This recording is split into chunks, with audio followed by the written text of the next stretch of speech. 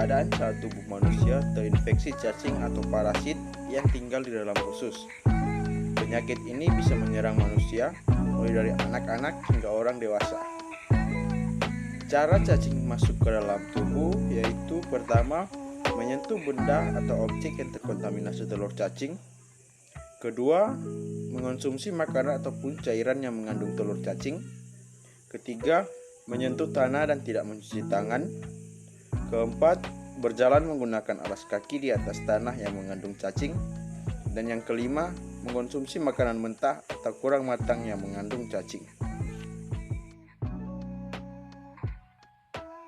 Ada beberapa hal yang dapat kita lakukan untuk mencegah penyakit cacing. Yang pertama, rajin mencuci tangan secara teratur, terutama setelah buang air besar atau kecil, mengganti popok bayi sebelum memasak dan sebelum makan. Yang kedua, simpan daging mentah dan ikan dengan baik, kemudian masak hingga benar-benar matang. Yang ketiga, mencuci buah dan sayuran dengan benar sebelum kita konsumsi. Yang keempat, berikan obat cacing untuk binatang peliharaan seperti pada kucing dan anjing secara berkala. Yang kelima, hindari berjalan tanpa menggunakan alas kaki dan menyentuh tanah atau pasir tanpa menggunakan sarung tangan. Tips pencegahan cacing yang keenam ialah jangan lupa untuk menggunting kuku dan hindari kebiasaan menggigit kuku. Lalu yang ketujuh, mengkonsumsi air putih kemasan maupun air putih yang sudah matang.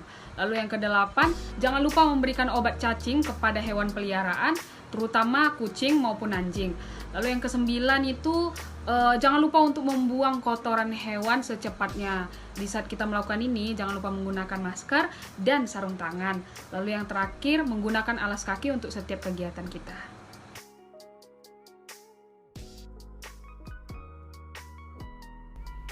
Program pencegahan infeksi cacingan yang sudah berlaku di masyarakat, salah satunya adalah dengan pembudayaan PHBS atau perilaku hidup bersih dan sehat.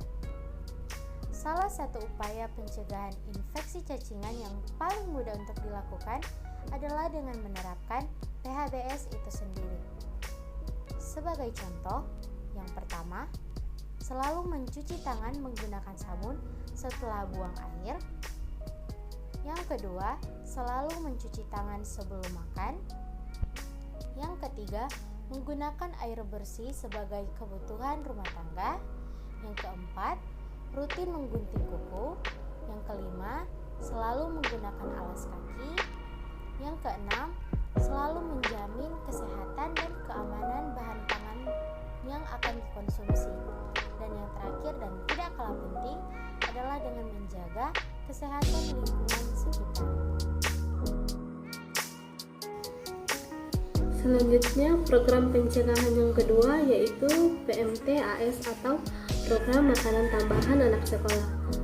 PMTAS ini merupakan upaya agar dapat menaikkan ketahanan fisik bagi anak sekolah dasar atau madrasah di seluruh Indonesia.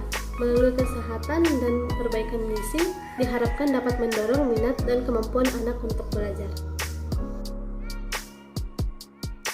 Ketiga, PPOM.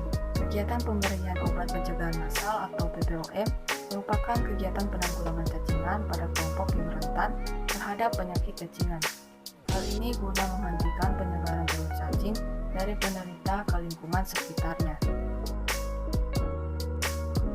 Yang keempat, peningkatan hygiene dan sanitasi.